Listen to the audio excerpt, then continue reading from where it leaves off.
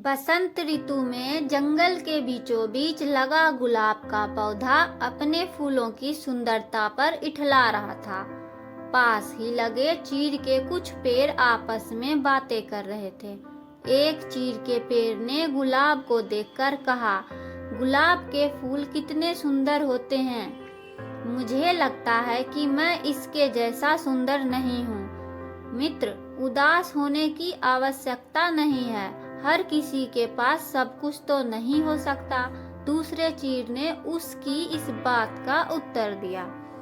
गुलाब ने उसकी बातें सुन ली और उसे अपनी सुंदरता पर गुमान हो गया।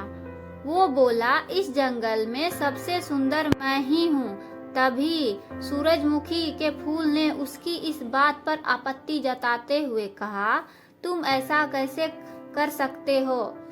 इस जंगल में बहुत सारे सुंदर फूल हैं और तुम उनमें से एक हो, लेकिन सब देखकर ही तारीफ करते हैं। गुलाब ने इतराते हुए कहा, देखो इस नागफनी के पौधों को, ये कितना बदसूरत है।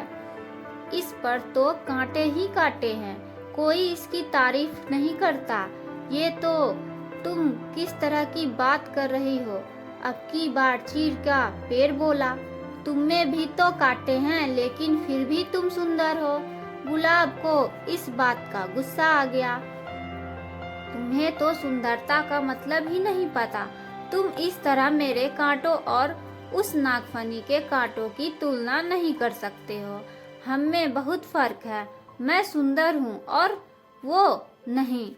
तुम में घमंड चढ़ गया है। गुलाब इतना कहकर चीड़ के पेड़ ने अपनी डालियां दूसरी ओर झुका लिया। इन सबके बीच नागफनी का पौधा चुपचाप रहा, लेकिन गुलाब ने गुस्से में अपनी जड़ें नागफनी के पौधों से दूर हटाने की कोशिश की, लेकिन ऐसा संभव नहीं था। कुछ देर प्रयास करने के बाद गुलाब ने चिढ़कर नागफनी के पौधों से कहा, तुम एक निरर्थक पौधे हो। तुम में न सुंदरता है, न ही तुम किसी काम के हो। मुझे दुख है कि मुझे तुम्हारे पास रहना पड़ रहा है। गुलाब की बात सुनकर नागफनी को दुख हुआ और वह बोला, भगवान ने किसी को भी निरर्थक जीवन नहीं दिया है। गुलाब ने उसकी बात सुनकर अनसुनी कर दी। मौसम बदला और बसंत ऋतु चली गई। धूप की तपिश बढ़ने लगी और पेड़ पौधे मुरझाने लगे।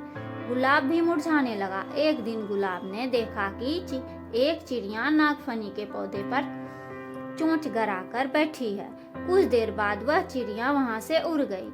वह चिड़िया ताजगी से भरी लग रही थी। गुलाब को ये बात समझ नहीं आई। वह चिड़िया नागफनी पर बैठकर क्या कर रही है? उसने चीड़ के पौधे से पूछा, ये चिड़िया क्या कर रही थी? चीड़ के पेड़ ने कहा, ये चिड़िया नागफनी के पौधे से पानी ले रही थी। ओह, लेकिन क्या इसके चोंच गरने से नागफनी को दर्द नहीं हुआ? गुलाब ने पूछा। अवश्य हुआ होगा, किंतु दयालु नागफनी चिड़िया को तकलीफ में नहीं देख सकता था। चीड़ ने पेड़ से कहा, ओह, इस गर्मी में नागफनी के पास पानी है? मैं तो पानी के बिना सूख रहा हूँ। गुलाब उदास हो गया। तुम नागफनी से मदद क्यों नहीं मांगते? वह अवश्य तुम्हारी मदद करेगा। चिड़िया अपनी चोंच में भरकर तुम्हारी पास ले आएगी। चीड़ के पेड़ ने सलाह दी। गुलाब नागफनी से कैसे मदद मांगता?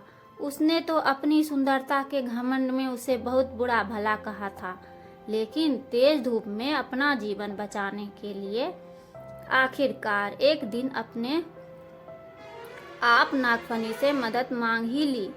नागफनी दयालु था। वह मदद के लिए फौरन राजी हो गया। चिड़िया भी मदद को आगे आई।